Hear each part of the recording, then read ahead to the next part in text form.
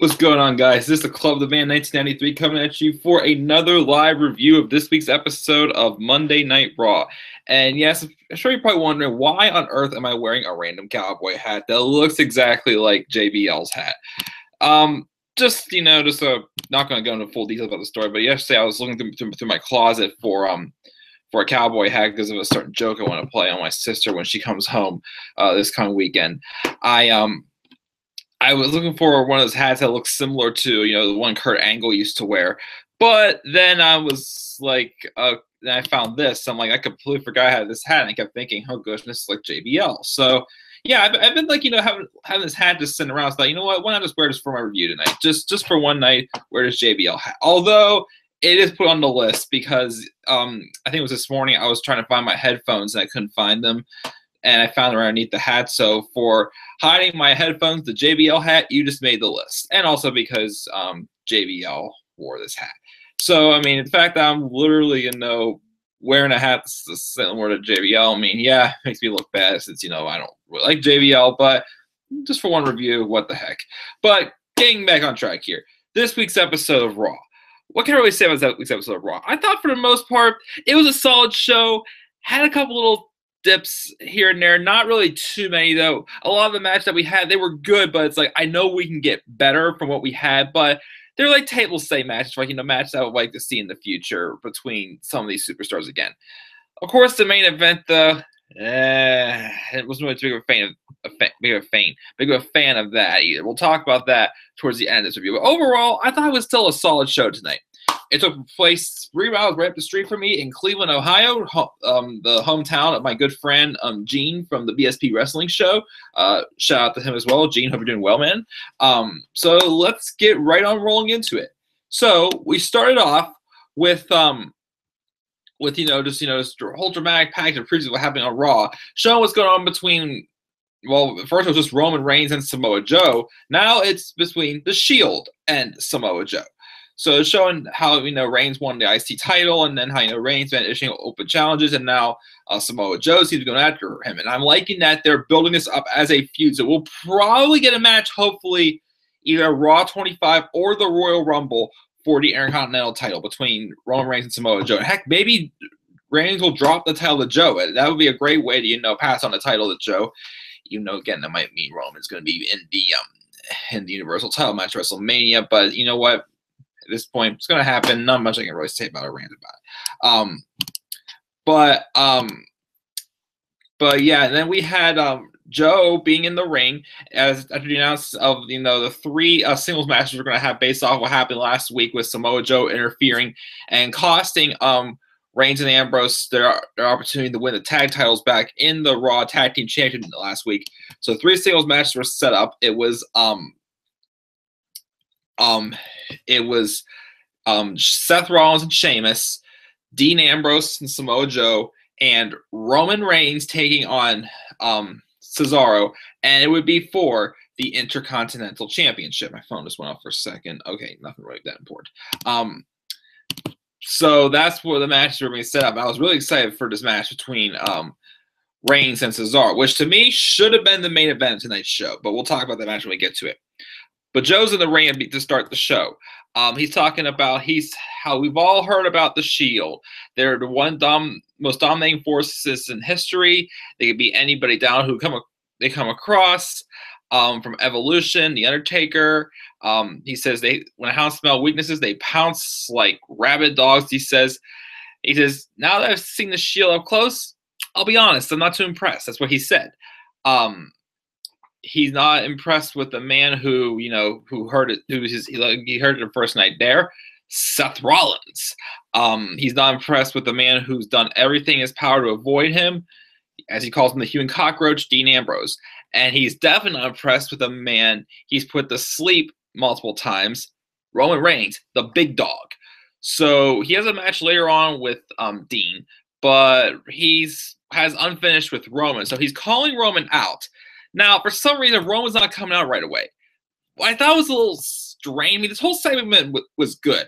But what I thought was strange is the fact they kept having these, backstage shots of like, Seth Rollins and Dean Ambrose, like, just watching the screen saying, what is it? What is this Punk? Like, what do you think he's doing or whatnot? Just going back and forth. I've never seen that before on Raw, where it's like you're waiting for somebody to come up, but you just have backstage shots of like, of them like watching things on a TV screen. I thought that was a little different, but a little strange also at the same time, I felt. We then had Roman though come up. He's like, I'll take care of this, guys.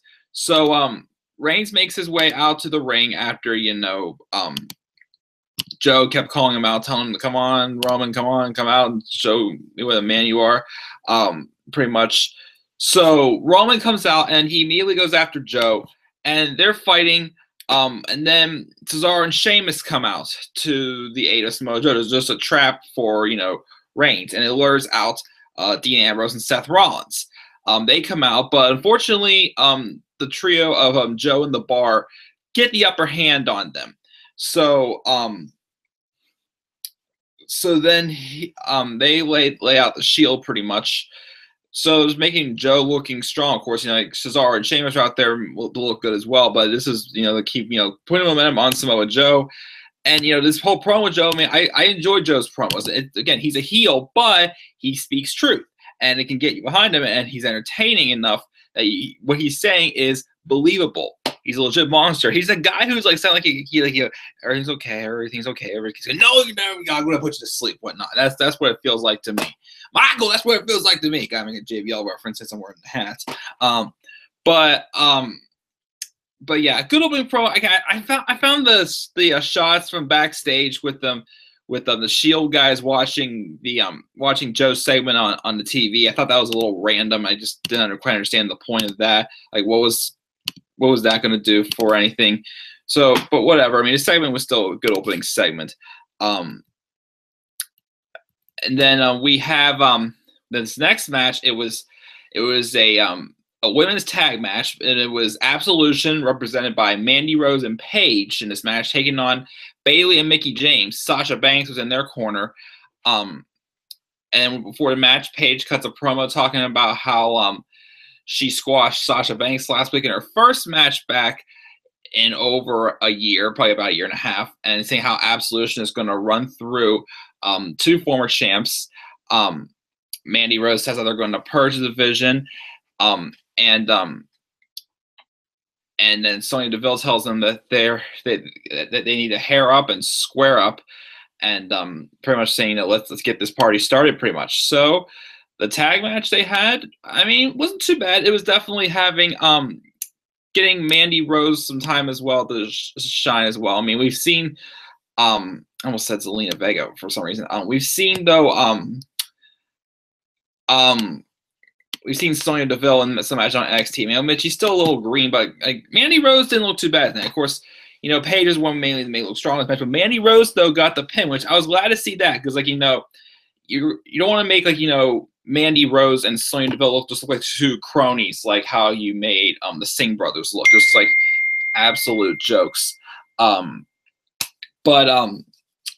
then having Mandy get the pinfall there, hitting a lateral press on, I think it was Mickie James, to get the pinfall victory. I'm like, that's awesome. So they got the victory. They got out of there. But of course, as it has been for the past weeks, that's not the last we see of Absolution tonight. We'll talk about them a little bit later on. We then have this segment. Well, it was Bray Wyatt and Woken Matt Hardy. We thought they were going to appear in the ring and have like a segment, but they just went back and forth again like they did last week, cutting a promo. And this is actually quite entertaining, probably because one, we have Matt Hardy with bringing the broken gimmick to WWE, which is entertaining. Bray Wyatt, again, who, again, despite being directionless and just constantly losing, cutting good promos as well, these two matches pretty well have good chemistry together. Again, I feel like this at least could help, Matt Hardy get his momentum going. Who knows, maybe it'll lead to something with Bray teaming up with him or something. As my friend Daniel Guys mentioned to me earlier, what if, you have him and Bray, team up together or whatnot. I even suggested an idea of having the two of them team up, taking on Sanity someday. Wouldn't be too bad of an idea, I think. But that's what we got there. And then we had they were going back and forth. Bray was saying how in the smoking room he says nothing is new. It's always been darkness versus light, good versus evil. It's his favorite game. Then it cuts back to Matt Hardy. He's saying how the Great War has perpetrated us for eons across Spain, space, and time, and now it comes to the battlefield known as WWE, saying the Woken gimmick has come. Bray says that Hardy is woken, the yin to his yang, and he's been waiting. Matt says woken wisdom and broken brilliance was illuminated the masses. Bray calls Matt a gold calf. Matt just makes a weird noise.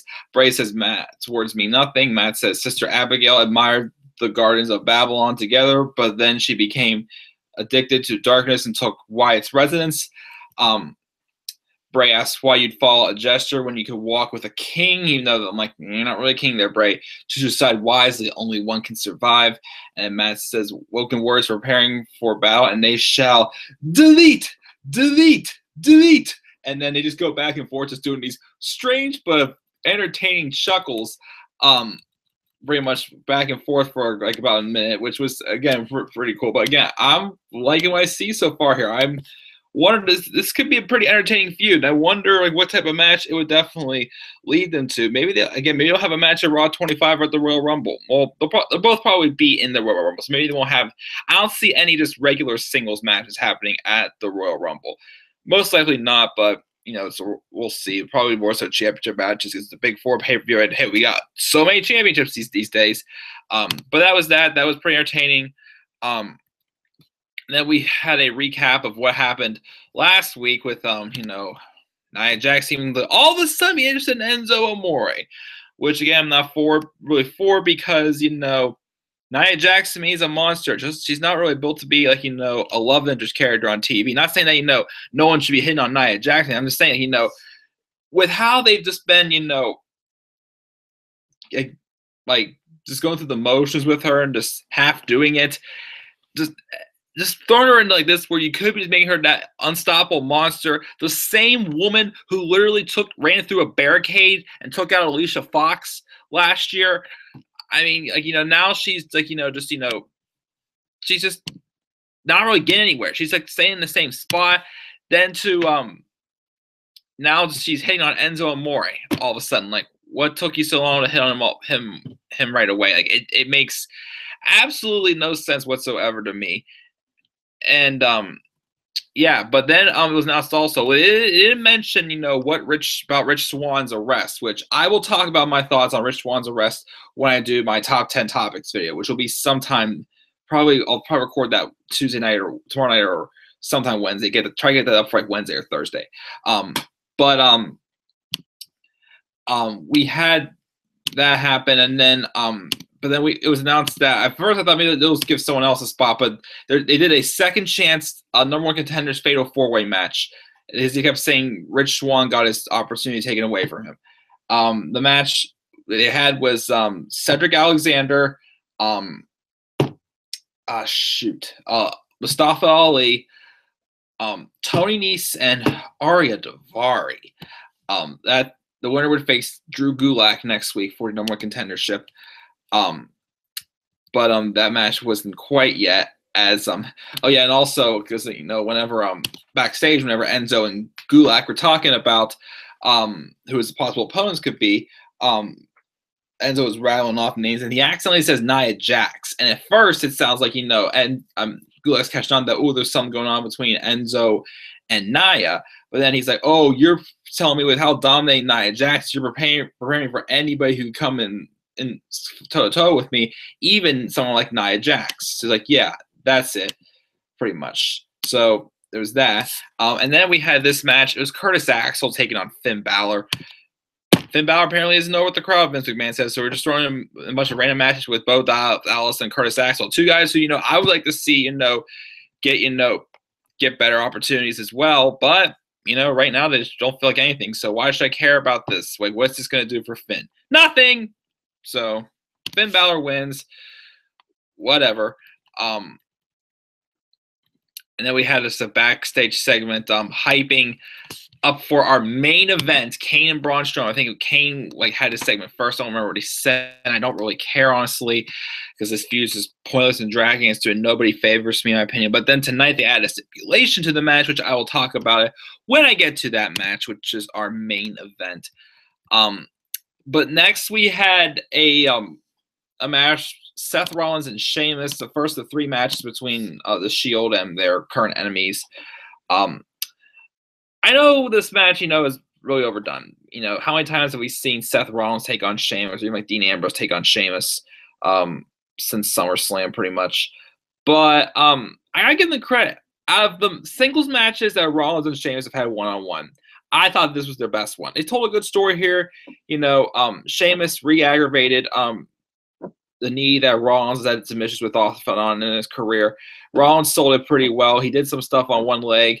Again, Sheamus, despite, not being well-liked or that popular by a lot of fans, again, I always appreciate the hard work he puts in as well. He brings a physical side to wrestling in as well, even though he doesn't really have much of a character, although he's been a lot better to, follow since, him and Cesaro formed the Bar and have, become a really good tag team. I just hope it leads to eventually Cesaro getting a world title opportunity, but it may not happen. But, again, Rollins re-aggravated his bad knee that he's had issues with over the past couple of years. Sheamus played psychology and tried, targeting that knee. And then Rollins had some nice moves on him as well with the Falcon Arrow. I think he escaped from the Clover Leaf. And then towards the end of the match, whenever Sheamus went to hit the bro kick, Rollins got out of the way. And then Rollins hits him with a super kick. And then he just grabbed Sheamus and just threw him into his run-cord knee strike. I'm sorry, the ripcord knee strike. They get the pinfall victory. So again, we've seen this match how many times? It's not really, nothing too special. But I felt between all the matches they've had over the past months, this is probably their best one-on-one match. So props to both of them. Then backstage, we had Dean Ambrose being interviewed by his real-life wife, Renee Young, asking about his match tonight against Samoa Joe. And he says, my strategy is I need to beat Samoa Joe. I need to avoid getting kicked in the face, being put in a clutch and go to sleep. He's like, I shouldn't be talking about my strategy in public like this. Joe cost him the tag titles last week. He choked out Roman Reigns, and thanks to Renee Young, Dean's all worked up. And he thanks for the pep talk and leaves. So it's like, thanks Honey, for the pep talk, and walks out. So that was that. And then we had our second chance number 1 contendership fatal 4-way cruiserweight title. I messed up big time. The second chance match to be in the number 1 contenders match for the cruiserweight championship, where the winner would face Drew Gulak, and the winner of that match would go on to face Enzo Amore for the cruiserweight title, most likely at the Royal Rumble pay-per-view, probably. So the match again had Cedric Alexander, Mustafa Ali, Tony Nese, and Arya Daivari. And for the most part, again, the match was still pretty solid. Again, adding, Ali and Alexander, who are 2 awesome cruiserweights, go at it in there. They're high-flying stuff like this, and their awesomeness made this match, more bearable to watch. Again, I was just concerned who was going to win this match. I didn't want it to be, I definitely want it to be Arya Daivari. Tony Nese, all right. Mustafa Ali was my second pick, but definitely thought it should have gone to Cedric Alexander. And there was one point in this match I remember where I thought Arya Daivari was going to steal the victory here, and I'm like, you better not even think about it. And kicked out. I'm like, thank goodness. But then eventually Cedric Alexander wins with the lumbar check, so awesome. Next week, Drew Gulak faces Cedric Alexander. Gulak's on commentary. He kept avoiding the question being asked, what would happen if he had to face one of his Zo Train members? Which, again, I don't get why, because, isn't everybody supposed to hate Enzo Amore because, they didn't want him in the cruiserweight division to begin with because he's not a true cruiserweight. But he just kept avoiding, answering that question about, him facing, Nese or Daivari, or even eventually facing Enzo for his cruiserweight championship, which, Enzo does not want to defend at all whatsoever. But yeah, Cedric Alexander wins. And then backstage, we have Amore and Gulak talk about how it's going to be Alexander next week. They're going to beat him. And then Gulak's like, when I beat him, I will go on to become cruiserweight champion. And then Enzo's like, he says, my friendly banter, we're not really friends. we're not equals. You just work for me. Let's keep it real. Whatnot here. But then Gulak's right. He says he'll keep it real with his PowerPoint presentations. There's only one word to the, and then ends getting a little frustrated the fact that Gulak thinks he can actually try to take the title off of him. So there's only one word to describe you, and then he sees Nia Jax come in. Before that, Gulak says informative, and then he tells him to step aside, and he stands toe to toe with Nia, and she says it's really good to see you, Enzo, and also Drew, who she really likes his PowerPoints, and Enzo says he also really likes them and says they are definitely informative and nice. I'd like to talk sometime when you're not busy. And so they walk away, and then, of course, Enzo missed out on talking to Nia. Again, this love story, I don't know, don't have a good feeling about it, but whatever. We got Cedric Alexander taking on Drew Gulak next week, who the winner faces Enzo for a Cruiserweight Championship. We had this match, which this match should have been the main event. I love this match. It wasn't as good as the match they had back in 2015, I felt, but I still love this match. It was an awesome match to watch. Roman Reigns, the Intercontinental Champion, taking on one half of the Raw Tag Team Champions, Cesaro. These two work really well together. Cesaro, with his style, like the hard hitting, but here and there has great agility to show off there. Roman Reigns, with his powerhouse, the muscle of the Shield, as well. Both these guys have like different types of quicknesses, and it just works very well. These two could easily have a world title feud. Like if Roman Reigns wins the Universal Championship at WrestleMania 34, have him and Cesaro feud for the Universal Championship next summer. That's the best route to go. Or if you want to turn Dean Ambrose heel before then and have them feud, because I haven't seen Dean Ambrose and Roman Reigns feud yet, sure. But this match, again, it just mixed very well. And, Cesaro was being smart, using psychology and, targeting the right arm of Roman Reigns to take away, his neutralizer, which, he uses for the Superman punch eventually into the spear. He, beat that down. It looked like Roman could struggle a little bit, but against Roman Reigns, he's really not going to struggle that much. Reigns gets the victory, but again, it was a fun match. There was a lot of times where Cesaro, I'm trying to think, he spun Reigns to a barricade. He had a couple good elbow strikes on him as well. It looked like Cesaro could have beat Roman, and that's why I liked. Roman won again. I don't expect him to probably drop that Intercontinental title until he drops it. Hopefully, drops it to Samoa Joe at the Royal Rumble or Raw 25. But wow, it was a really fun match. I really enjoyed it. I still like their match in 2015 when it was the World Heavyweight Championship tournament leading up to the semifinals and finals at Survivor Series 2015, which don't remind me of that pay-per-view. That pay-per-view sucked. But either way, they still had a good match, but their match definitely in the tournament back in 2015 was probably their better match. And again, I hope these two feud someday for the world title. It would be an awesome feud. And then we have Braun Strowman then calling out Kane, saying what he's going to do to him, blah blah blah. And then next we were supposed to get Asuka taking on Alicia Fox, but Alicia did come out when her entrance music played.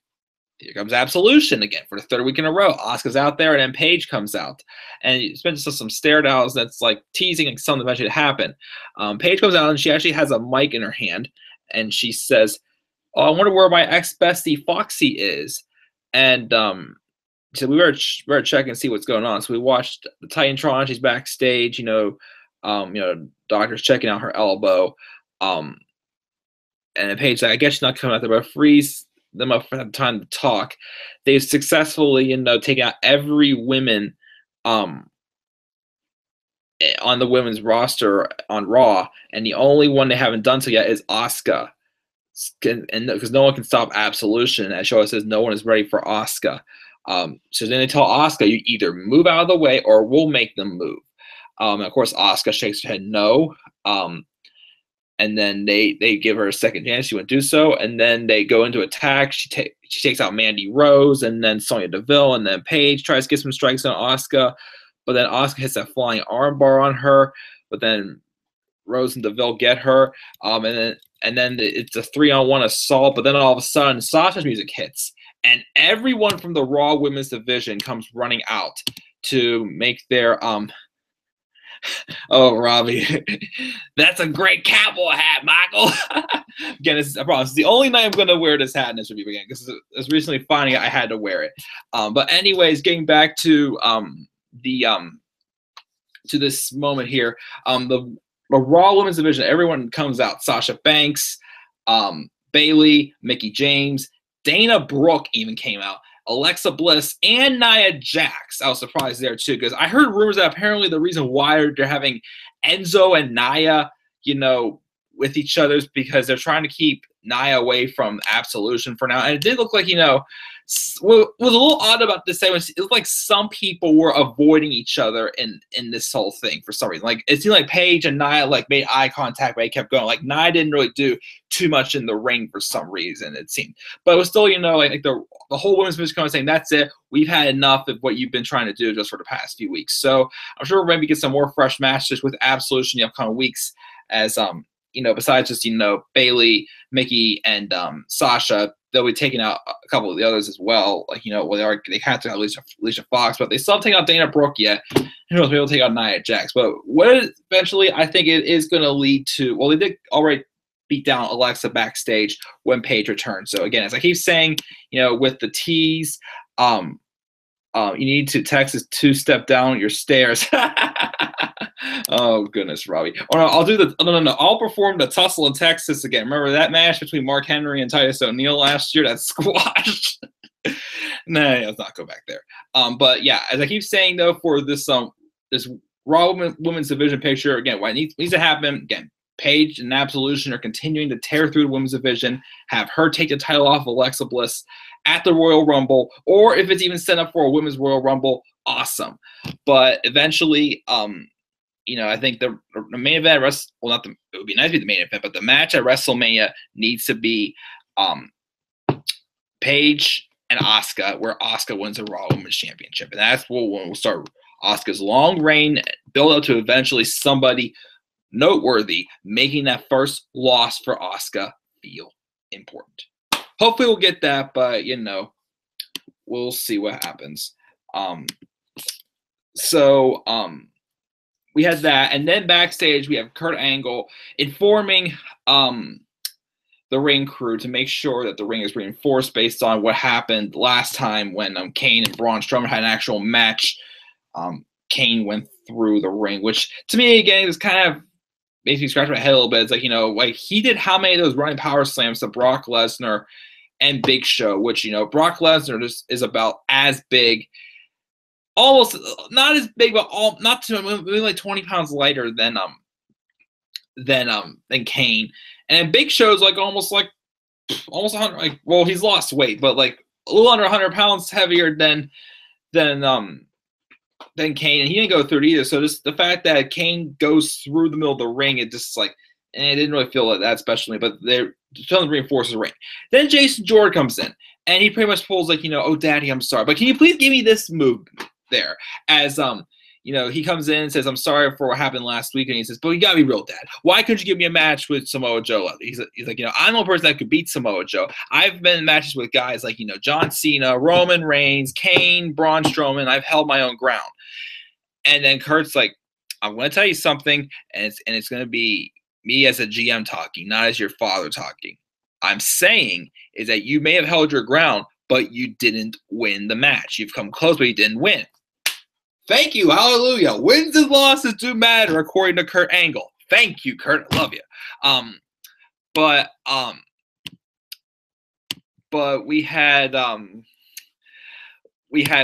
pretty much just tell Jason, you're not going to get some just by coming in and just complaining and asking for it. But he says, you'll get the match when you deserve the match. And then he says, all right, fine, Dad. Or should I say Kurt, and just walks away like a child. That heel turn's coming. It needs to happen. It's going to make Jason Jordan, even though once again, Jason Jordan can't get over as just a regular baby face. So we got to turn him heel again. Do that before we get right back into being a baby face. So that's where we're going to have to go with Jason Jordan turning heel probably soon, which hopefully happens soon. The tease is coming big time. And maybe we'll eventually get a match between him and Kurt Angle, but we'll see what happens. But yeah, that's that. And then we have the next match. Dean Ambrose and Samoa Joe. I like the story that was told this match. Again, it was a match I wouldn't mind seeing on pay-per-view sometime, but like the story was simple. It just looked like, just the whole chemistry in the match is simple. Dean Ambrose being, the crazy one, lunatic he is, just seeing like he doesn't know what he's doing, but he's taking a beating from Joe, but at the same time he's just like, Come on, give me more. Kind of like how it was in this build-up with his match against Brock Lesnar last year at WrestleMania. Again, even though that match sucked. But we had I like this the psychology was playing there. Dean just hanging in there with Joe. I didn't notice till right before the commercial break, but Jason Jordan came out, sat on a chair, and was watching this match, looking at the smile on his face, like, yeah, I got this. I can only person that can beat Joe. Well, he comes down the ringside because Joe calls him down. And then it looked like they were about to, go at it. But then he caused distraction and then caused Joe to kick out of a long pin that Dean had at the referee didn't see right away, and Joe kicked out. So then Dean and Jordan got like nose to nose, pretty much started yelling at each other. And then Dean kind of just pushed him in the side of the head, and then Jordan did his belly to belly suplex. But then Joe came out and just took them both out, and put Ambrose to sleep with the coquina clutch. So a feud between Dean Ambrose and Jason Jordan. Jason Jordan's a heel, of course, obviously. Cool, I'd like to see that. Which actually, speaking of Dean Ambrose, I forgot to mention. I can't remember if I mentioned this in my review last week. Now we were talking about Woke and Matt Hardy. I didn't mention it earlier. We were talking about Hardy and Wyatt, but especially even in the comments in the live chat, Robbie. What would you think of a feud between Woken Matt Hardy and a heel Dean Ambrose?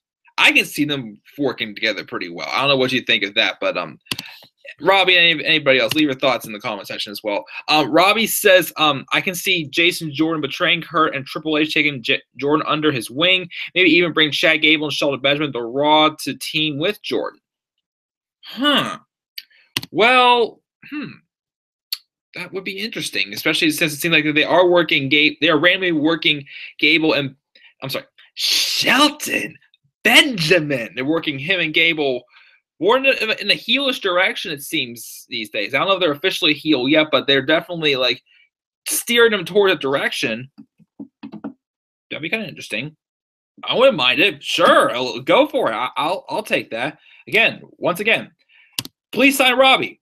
Robbie wants to write for WWE. Please, hashtag, please sign Robbie, please. Come on, man. But yeah, so we'll see where it goes from here. Again, that heel turn from Jason Jordan is slowly coming, and it'll hopefully happen hopefully right before the Royal Rumble, or even at the Royal Rumble. But it's got to happen soon because Jordan really needs it really badly. Then we had this dumb backstage segment with Dana Brooke. Apparently she's getting a job at Statistician and head of research and development at Titus Worldwide, whatever the heck it is. And then the club come up there and say, those who work for Titus Worldwide, just a bunch of nerds or whatever it is. But I think it was just a dumb little thing. I hope it doesn't lead to a match, them having a tag match, them having on Raw, because that'd be pointless, or having on main event, whatever.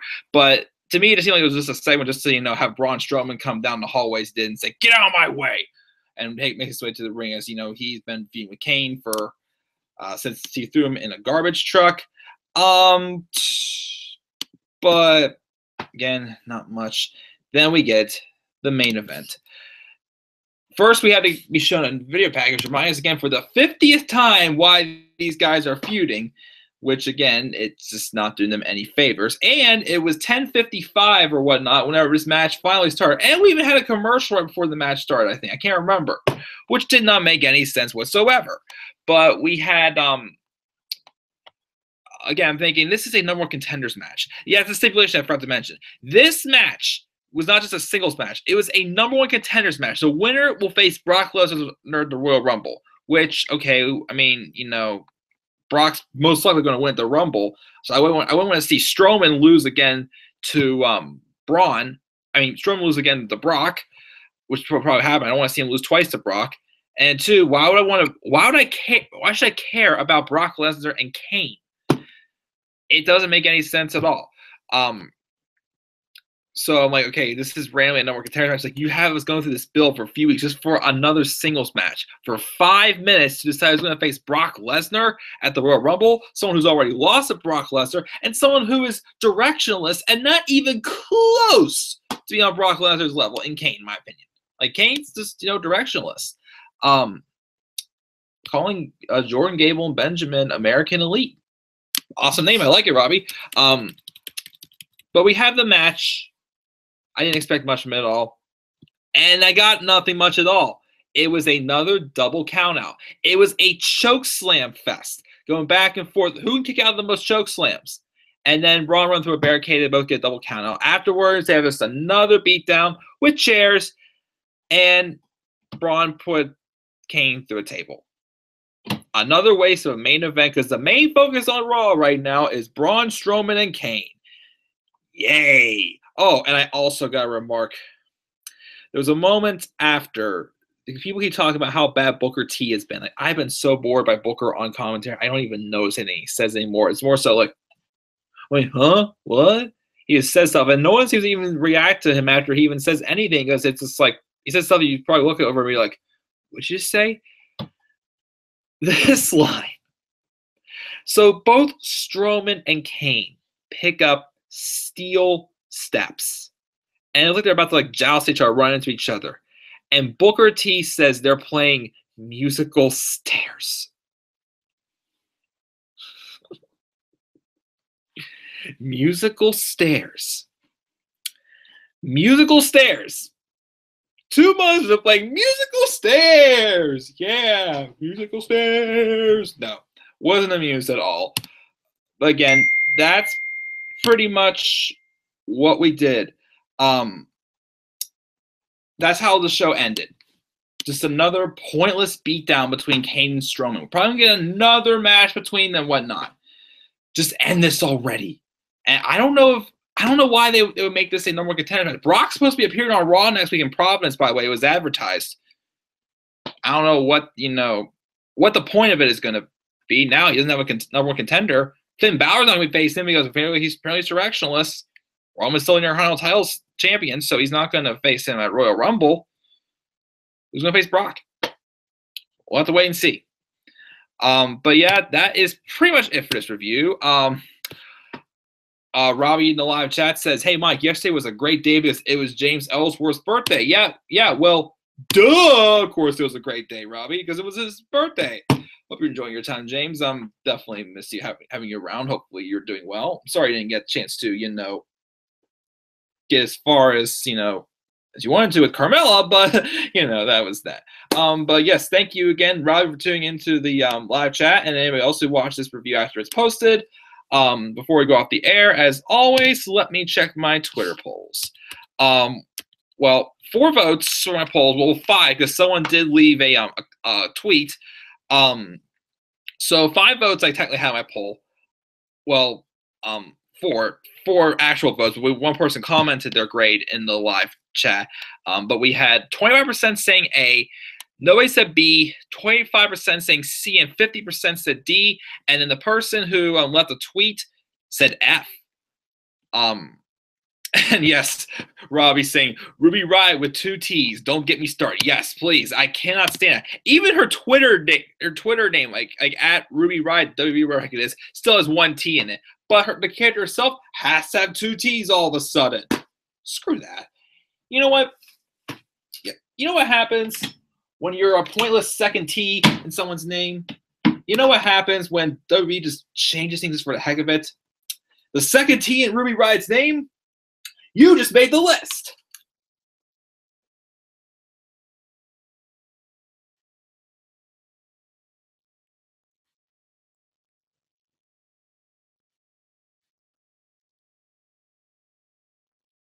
There we go. Got that. All right. Again, thank you for tuning in for this live review. Leave your thoughts down in the comment section below. Please be sure to also click my like and subscribe or kind of come to this channel. As far as for the rest of the week, I'm going to continue with my Let's Play of Hitler Strikes Back.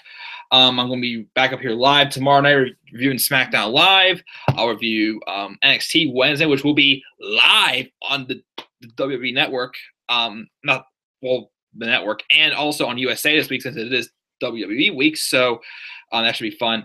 I mean, I might watch Tribute to the Troops on Thursday, but I'm not going to review it. But I have a lot going on. Again, I'm trying to get some stuff done with work before the holiday as well, because I have my sister's coming into town. I'm going to be doing a lot of visiting over the holidays as well to spend time with my family, which is what should be deserved as well. And, I'm hoping that you guys as well, my subscribers and my viewers as well, get to have the time to spend with their family on the holidays. Because I feel that's definitely very important. I hold my family very close to my heart, so just want to be able to enjoy that. But I will still be producing my content here on the channel throughout the next couple weeks. Also, let me see here. We have the reviews, top 10 topics. I will post that probably either Wednesday or Thursday. Pretty much my preview for Clash of Champions and any other odds and ends going around, which will be, despite being a SmackDown Rampage review, will be topics based off of, treated like a dual brand show. I'll just read top 10 topics. Sunday, I'll be doing a review of Clash of Champions either on my channel or I'll be collaborating with my friend Daniel Gaiza. And speaking of which, as of now, time is not official yet, but next Tuesday on Daniel Gaiza's channel, December 19th, we're looking at maybe like 6 o'clock, could be earlier in the day, Pittsburgh time, of course. We're going to be doing our the end of the year awards video as well. It's going to be my Four Horsemen and I on Dan's channel, Daniel Gaiza, myself, Rob Kenobi, and Gene from the BSP Wrestling Show. So I hope to definitely collaborate with all three of them. We haven't, but all four of us been able to collaborate in quite some time. So I definitely look forward to, doing that again. We had a couple different guests last year, but I've done that video with Dan for 3 years in a row. I always enjoy. Make sure to participate as well. We have 20 categories we're going to be talking about from this year. We're going to have a blast talking about the best, the worst. I myself might even do some, odds and ends videos as well. For stuff for the year on this channel as well, like maybe in between like Christmas and New Year's or whatnot, but we'll see where it goes when it gets to that. But again, thank you guys for tuning in as always. Again, Robbie, thank you as well. Of course, I'm taking this hat off right now because I'm not JBL really, but I just want to do it for heck of it. I messed up my hair. I just got a really nice haircut the other day too for a holiday, and now I messed it all up. Oh well. But yes, thank you guys again for tuning in. With that, I am checking out now. Have a great night.